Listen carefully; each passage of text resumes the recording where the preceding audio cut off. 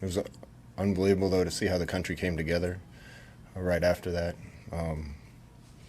Wish it could be more like that again. Scott, the game kind of changed, it seems like, on Adrian's 71-yard touchdown run, or 71-yard run. Can you describe your vantage point on that play? He was in trouble for a long time. Yeah, I thought Adrian played another great game. He's a big-time player. He's missing some weapons right now. We had a lot of guys at that point that weren't in the game. We should have scored more offensively in the first half than we did and didn't, and then got bailed out by a couple big plays that Adrian and Samori made in the first half. We need to do, first I got to say defense, Coach Shenander and Fish and Dawson and Rude and that whole group.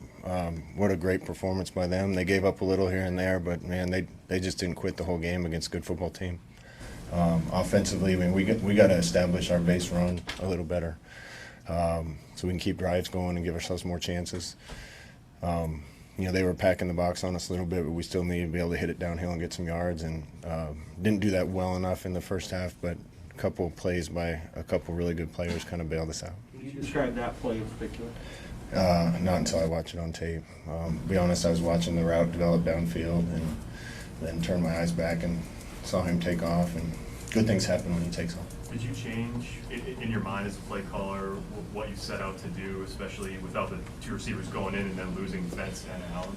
No, we need to be able to get shots field. When we did take them today, we hit them.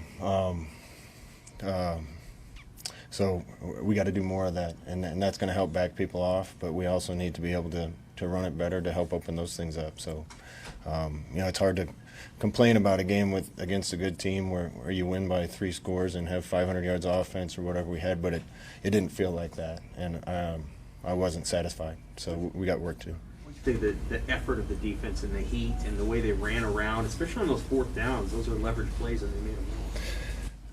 Zach and Andrew and the boys did a great job getting our guys ready in the summer. They did a lot of work out on the turf in the heat in the stadium. I thought that paid off today. We had some cramping issues, but not many.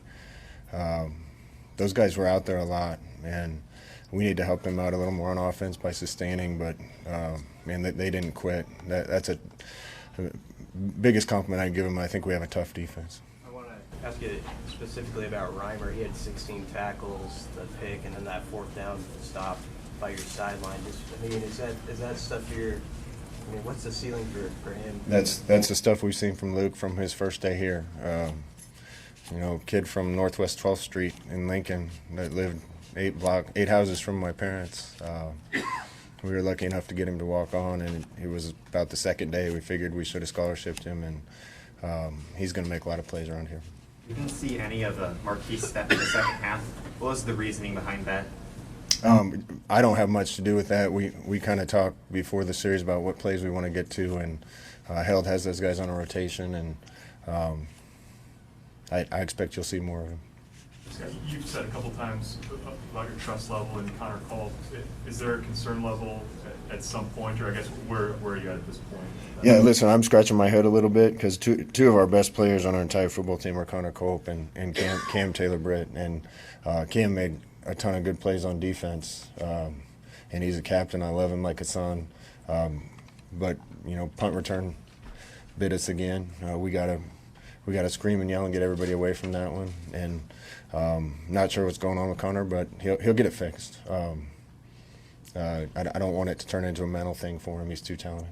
There were a couple moments where you decided to punt, maybe you could have gone for it. Is that a sign of trust in your defense that if you get it back, they're going to get it back to you in good field position? Well, we were doing a little better job of pinning them on punt than we had. We actually got a couple down there. The defense was in control, definitely had something to do with it. The score of the game definitely had something to do with it. You're fine. Is that on that punt return? Is that a communication thing with Cam and the coverage guys, or should they be away from him in that? No, we got to be screaming Peter, Peter, Peter, and get everybody away from the punt return. And we got to train them even better than we have trained them. Scott, you have now 6 quarters now without giving up a touchdown. How difficult is it to do in this day and age of college football? It's going to be a lot harder next week.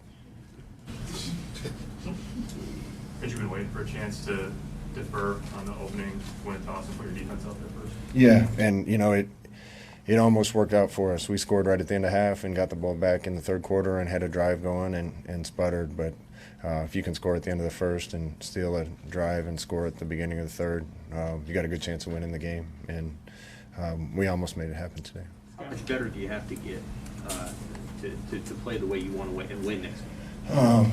It's little things. And I think we got a good enough team that we could win about any game we play, and we could lose about any game we play. And it's going to come down to a few plays.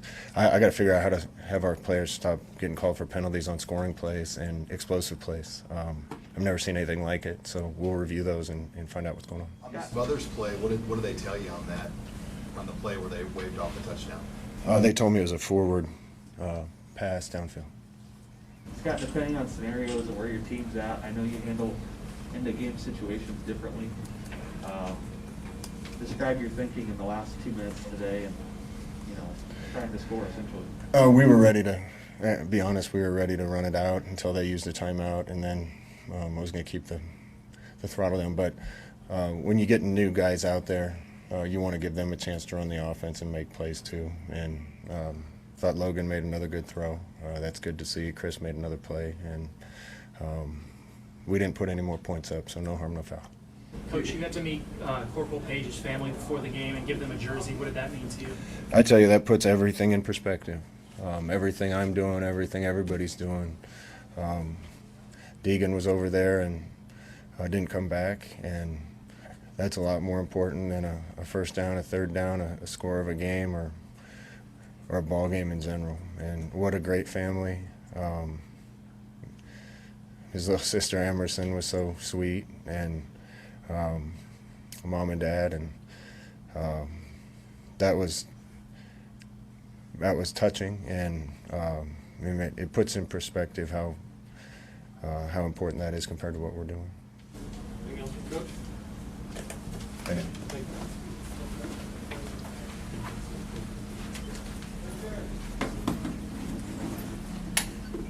Start players with Adrian Martinez. Most of you in the press box heard that went over 2,000 rushing yards today and one of 5 players in Big Ten history, 6,000 passing, 2,000 rushing. Adrian, with as much detail as you can summon, can you describe the 71-yard run in the first half? Yeah. It seemed pretty clear to me on the field. Not pretty clear. It was clear to me on the field what I was looking at. I knew I had to make a guy miss. Ran into my own lineman, Piper, but he was blocking a guy, and then really it was just finding space after that. When I saw it on the Jumbotron, it looked pretty hectic, though. Felt good to me. That's about all there is to it. Part of football is just playing ball at some points. Did you get tired halfway through that play? Oh, definitely. Yeah, we were joking about it in the locker room in there. I don't know, maybe around the 35-yard line, I started doing the Madden tricks, where you start zigzagging, hoping the guy is losing track of you. Yeah. I'll definitely hear about it. I got caught at the 4. It was a nice play, but it would have been nicer if I would have scored. Did you sense today that, it seemed like every time they had guys close in, you got out of it. Was that just one of those days where you felt elusive, or did you have a better presence of where people were today, or how would you explain that? Yeah, hard to explain outside of just having awareness of where those guys are in space and time, and when they're bringing pressure and when they aren't. But yeah, I'd agree with you. I had a really good field today, and it's maintaining the calm feet and pocket awareness, and having trust in that I can get out of any situation back there. Adrian, on the touchdown right before halftime, I guess 2 parts. One, did you know pre-snap that it looked like you had them one-on-one, and then also how big was it, especially when you defer, you're getting the ball back, then to score right before halftime? Yeah, 100%. You hit it on the nose. And to address the first part of your question, I did know what I was looking at. I knew he had to win, and I was getting everything I wanted to see from the front side of the play, turned, and Samori was there, let it rip. And then I believe I mentioned it, maybe it was the game before, but about momentum and about the last 4 minutes of the first half and the first 4 minutes of the second half, and that's huge for our team.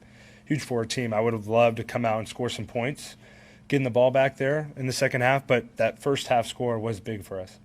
You're a quarterback, so I'm guessing you don't mind going out first and having the offense go out, but did you like putting the defense out there and then knowing that you're going to start the second half on a hot day with the ball? Yeah, well, I know our defense loved it. I think that was the bigger thing. Those guys were excited that they finally got to start out first group to start the game, and they wanted that. And getting a big stop, I think, is big for our offense as well. Adrian, just the deep ball in general today, how important is that long-term to maybe help the running game out, to loosen up some defenses? Yeah, it's very important, and we're going to go back and watch the film and maybe see a couple times that maybe we should have taken deep shots or should have done this or that. But it's a process, and we're getting better, all of us. And I think it's a vital part of our run game, having teams respect our deep ball threat. Did you like what you saw from guys? I mean, the first couple drives, you guys are moving it, and the missed kick, you have the flag.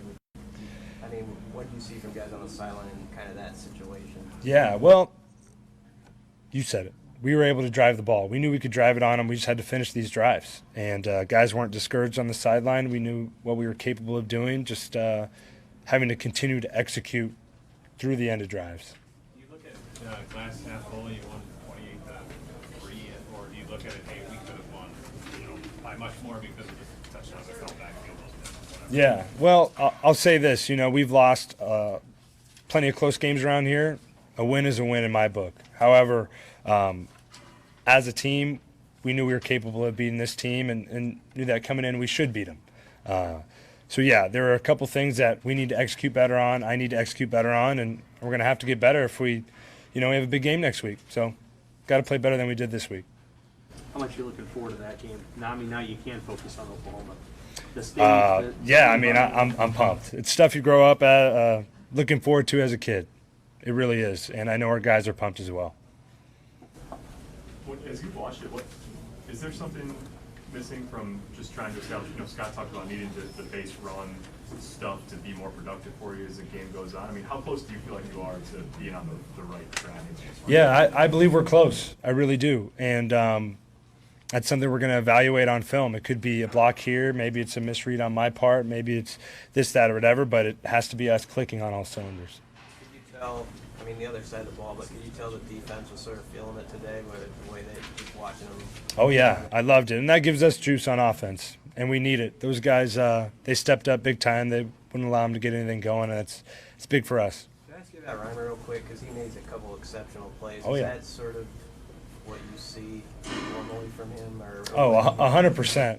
Wouldn't expect anything less from that type of guy. He works his tail off. He's in here all the time, getting his body right, studying film. Not surprised whatsoever. And I did notice the little stiff arm he gave, and I thought it was a touchdown, but, what do I know? What did you think of the blocking by DeAndre on that? DeAndre? D-Train went out there and I'll have to watch that one. Oh, okay. I thought you meant on the interception. Yeah. Well, yeah, that wasn't as much of a shock to me. We obviously practiced those type of situations. I didn't get a chance to look at the block, but by the way you're describing it, I bet he did a good job. Not knowing the availability of your receiving core going forward after today, a couple guys been banged up and things like that. What's your confidence level with the guys backing them up? The Brody Belts, the Levi Falks. Yeah, 100%. Love those guys. We have a great unit there, top to bottom. And side note, Brody Belt's my roommate, so lots of chemistry there. All good? All right. Thank you, Adrian.